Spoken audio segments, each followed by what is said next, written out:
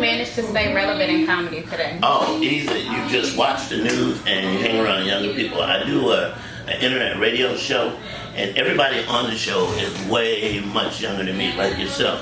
There's also a segment on the show where words that younger people are using. I mean, I don't know all the hip hoppers and all the rappers and stuff, but pretty much relevant is what's happening in the news. Everybody knows Kanye's crazy, and he went to see Trump. That's just stuff that's relevant. But you know, a lot of people my age don't know how to text. They don't use Instagram, and so if you can learn how to use these things, it's easy to stay relevant. For me, yeah. I mean, anyway. Okay. I mean, I got people my age that can't text, so we all look bad like that. Oh, definitely. Definitely. Also, you've been with the Tom Joyner Morning Show for years. 20 years. Yes. How do you feel, coming to the end of that run? It was a decision on my own. I didn't get fired, I quit. So, I mean, once you have the power to leave something, you get a little more power about the decision you made. I had no idea what I was going to do next. I just knew I wasn't going to stay there any longer. I thought 20 years was long enough. It was a great job. It's the best, when I say the best job I ever had, it's the longest place I stayed anywhere. I never been married 20 years, and I've been married 3 times. So altogether, it ain't 20 years. That job was golden. It was great. Tom Sewell and I, the energy was just unbelievable. So I loved it. I'm going to miss it. But for me, it was just time to go. Awesome. And you said you didn't know what you were going to do after I had no idea. Yes, I had no idea. We're sure you have something lined up. No, I did not. Sometimes when a lady leaves a relationship, you ever left a relationship and you say, well, I don't know who I'm going to be dating next, but I know I'm going to be dating this asshole. And that was just the basis of it. So I made a decision not that he was an asshole.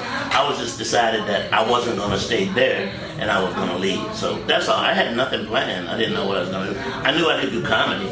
I knew I could go to clubs and do stand-up. And so that's how I got in the radio, was to do stand-up. So I knew I could do stand-up. So it wasn't that I would starve. I'm a fairly established comedian, so I'd be able to work. Definitely. Like, I feel like with comedy, it's kind of like either you have it or you don't.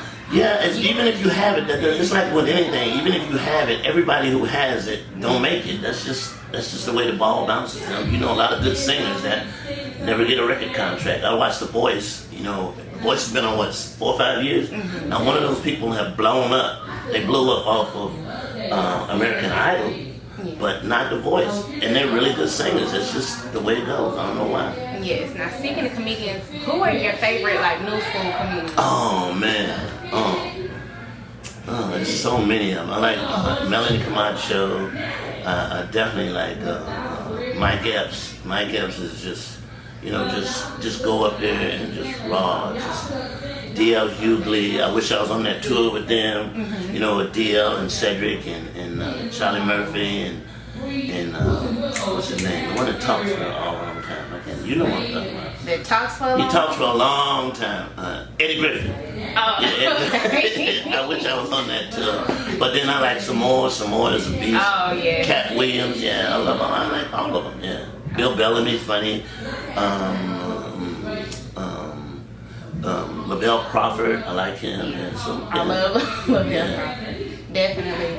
And I also want to ask you, what is your favorite thing in this industry? Like, what do you love the most about it? Probably in doing comedy or radio. In doing comedy. We'll say comedy. It's just, the ability to take something that's in the news that people can relate to and make them laugh. I still get nervous whenever I say it. You never know what these niggas gonna do. It take one motherfucker to shut this whole goddamn club down. Just one. Man, fuck that. Allah! And it'll be over with. So you never know when that's gonna happen, but the ability to take something and go on stage and make people laugh, it's like golden. It's golden. It's like when you got it. It's so much fun. And the radio, it's a theater of the mind to be able to talk and paint a picture and relate to people who are going to work and not stop doing what they're doing, but still listening to you and laughing at the same time.